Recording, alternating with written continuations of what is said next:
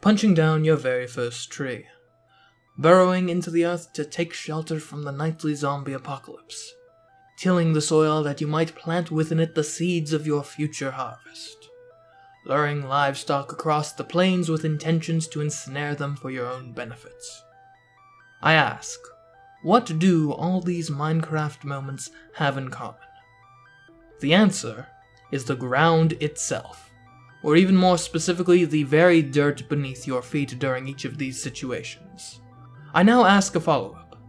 What becomes of this Minecraft in a world with all this dirt displaced by lava?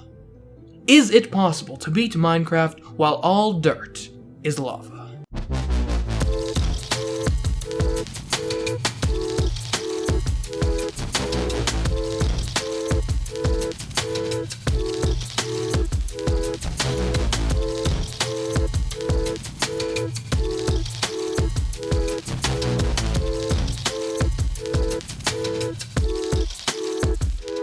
Today we find ourselves with a very simple set of rules. For the only rules in play are that we must be in survival mode the whole time, and we aren't allowed to use any commands. So in essence, it's just a standard pure survival mode playthrough, with of course an end goal of defeating the end dragon. And we're free to use any action, strategy, or tactic that typically falls within those parameters to make that happen. Any extra limitations imposed on us will be imposed by the world itself. That world will have standard generation structures and a bonus chest. I then made sure that a 5600 by 5600 play area was generated by flying around it in creative mode, but I assure you I did not affect anything in creative mode, just generated the terrain. With the whole play area generated, it's now time to add the lava. To achieve this, I utilized the world editing software Amulet to painstakingly replace all instances of dirt, coarse dirt, grass, podzol, mycelium, farmland, and paths with lava. After all that, this is the world we are left with. Oh, by the way, as I'm sure you can tell, we do indeed have fire spreading on. In fact, all the game rules are still at their default settings, but that one in particular seemed appropriate to highlight given its ramifications. Another note is that we are playing on the, as of right now, most recent Java version of Minecraft, version 1.16.5. With the world created, let us see what we can make of this lava landscape. We spawn in this world at the very edge of one of the few biomes that is somewhat hospitable to us, a desert. Obviously, deserts have their own issues like lack of trees, but hey, we aren't burning alive, so that's something. We now turn our attention to our bonus chest, which overall has some pretty good stuff in it. Most notable for our purposes is a decent little quantity of wood. It's certainly not enough to feel secure in our supply of it indefinitely, but it is a nice boon to help us kickstart our endeavor. Having extracted everything of use from the chest, we now turn our attention on this desert as a whole. This one biome may be about the only lava-free zone in hundreds of blocks, and will as such, in all likelihood, be our domain for the foreseeable future. Ironically enough, an oasis of sorts amidst a sea of flames. As we explore this desert, let us take a moment to discuss the Minecraft hierarchy of needs and the unique difficulties this challenge will pose in fulfilling those needs. At the base of this hierarchy, I would put abundant wood and abundant food. These are two things we need to acquire before we can hope to achieve anything greater. This is for the self-evident reason that we can't be particularly effective at more demanding tasks if we are starving or don't possess the materials to craft even our most basic tools. Unfortunately, I do foresee significant hurdles rising to our acquisition of sustainable instances of these resources. In the case of wood, I'm pretty sure renewable wood is just completely off the table. While yes, we could theoretically get a sapling by hurling ourselves into the inferno of a burning forest and breaking some leaves, the sad truth is, without so much as a speck of dirt present in this entire world, we wouldn't have anywhere to plant it, and as such, it would prove useless to us. So with renewable wood off the table, our only real option would be building up a sufficiently large stockpile of finite wood. The way I see it in the overworld, there's 4 ways this could happen. Firstly, and most risky, would be attempting to chop down some trees in a forest as it burns. We could theoretically snag some logs this way. Of course, we could also just burn to death or be too slow to reach the forest before it burns down. At minimum, I don't think this is worth attempting until we at least have a water bucket. Another option would be tearing down a village, which often contain buildings made of wood. Unfortunately, desert villages don't have much wood, and any villages located in another biome, like the plains, will in all likelihood have the same lava-based issues as the forest approach. Overall, again, not very appealing. Then there are mine shafts. These structures are typically tucked away primarily in stone, and thus wouldn't have the same lava-based problems as the previous two approaches. If you can find one, that is.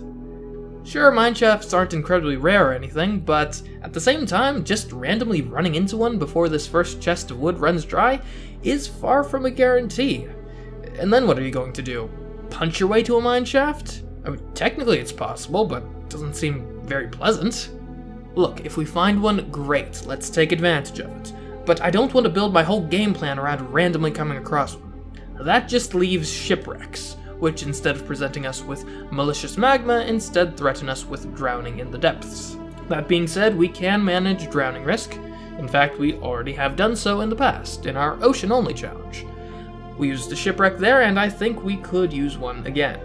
The key advantage shipwrecks have over mineshafts is that at least you can see them from the ocean surface, and therefore finding one as long as you find an ocean should be a near guarantee. I was going to talk about food next, but first let's actually go over what we've discovered in the desert so far. Well, after wandering the desert, I found a desert temple with as thrilling contents as ever, a spider dungeon which contained a bucket, an interesting looking ravine, a, no joke, section of the river that produces infinite cooked salmon. So I guess that's food taken care of. There is also a savanna-style village that's slightly sprawled out into the desert, thus allowing me to collect a good quantity of logs from it before it entirely burned down. So I guess that's wood taken care of as well, at least for a while. Oh, and let's not forget about this second desert temple, which isn't terribly useful, but it exists. That, my friends, is everything of note in this desert. And that is not a bad selection of places, if I do say so myself. I mean, we've got our base level needs of food and wood covered, so I think it's likely appropriate to now settle down somewhere and start angling for some more advanced objectives. The decision on where to settle was obvious. The only option I really even considered was on the coast of Cooked Salmon River. There I erected the great castle, L'Autumnance. As a side note, for those curious, the way Cooked Salmon River works is that, as a river, salmon spawn in it. Those salmon are then stupid enough to swim down to the bed of the river, which would normally be dirt, but is actually, in this universe, lava. This both kills and cooks the salmon, whose delicious corpses then float to the surface for us to enjoy. Now, you may be thinking, wait a minute, if water and lava are touching, shouldn't the lava just turn to obsidian? Normally, yes, but these blocks haven't updated since the dirt was replaced with lava. What that essentially means is that Minecraft, so as not to be a complete resource hog, doesn't check the, for lack of a better word, physics compliance of every flowing or gravity-affected block in the game all the time. It just kind of assumes, hey, this, for example, lava block has been doing just fine existing there for the last several minutes, and if nothing's changed about or around the block since the last time I checked, Minecraft just assumes that the status quo is fine and dandy and therefore doesn't even check to see if it should be falling or flowing in this case. This is actually something that can happen in regular Minecraft world generation with sand and gravel, for example. So if in this video you see water and lava touching without any reaction, or lava just floating in the air, that's why. The blocks have not been updated since they were created, and as long as a block doesn't get placed next to them or something else similar doesn't happen, they can theoretically stay like that indefinitely. So thank you, unupdated blocks. Your cooking is delicious. And that's the essentials taken care of. Next phase to concern ourselves with is preparing for and then venturing into the Nether for the invaluable resources required to craft Eyes of Ender. But first, how about a standoff with some pillagers?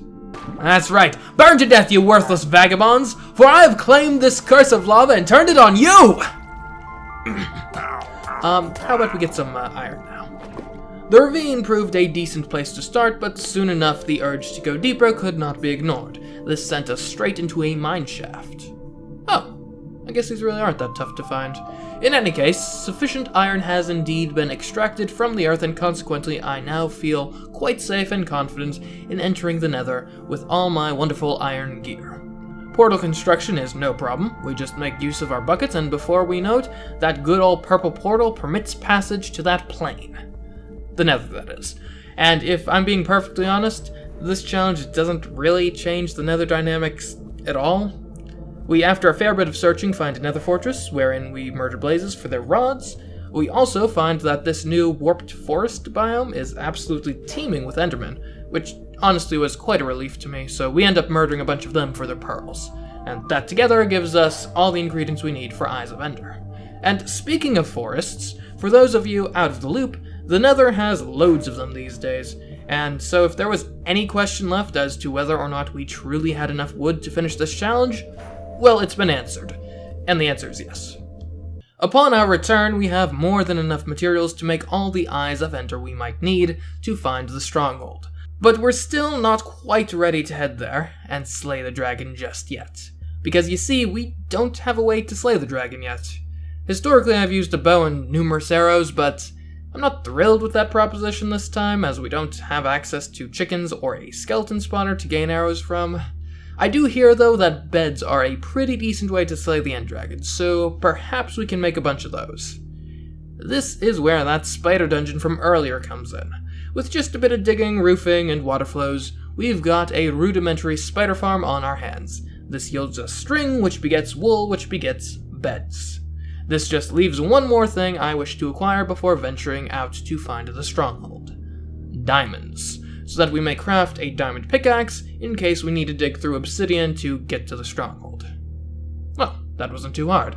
Alright, we've got everything we need. Now all that's left is to throw an Eye of Ender at 2 different locations, then use some maths to triangulate the stronghold, which should be somewhere around x negative 1560 and z negative 400.